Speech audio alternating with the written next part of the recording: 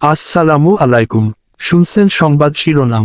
আখাউড়ায় সাজাপ্রাপ্ত আসামি সহ গ্রেফতার 4। এখন শুনবেন বিস্তারিত।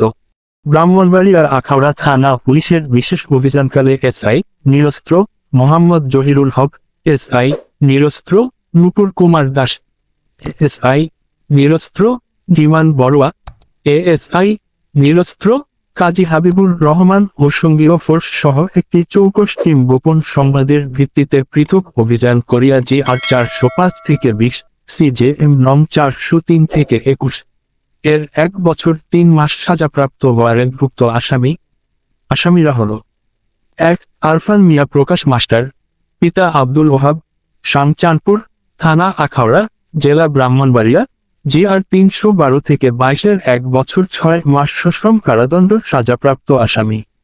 2 সজীব মিয়া পিতা নুরুল আলম, শ্যামনারায়ণপুর, থানা আখাউড়া, জেলা ব্রাহ্মণবাড়িয়া, দায়রা নং 240 থেকে 23 এ সাজাপ্রাপ্ত।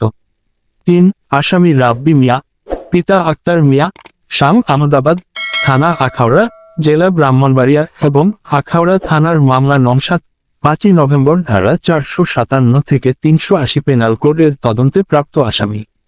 4 দেলোয়ার হোসেন, পিতা মৃত আব্দুল জব্বার, শাম দরুইন, পশ্চিমপাড়া, থানা আখাউড়া, জেলা ব্রাহ্মণবাড়িয়ায়।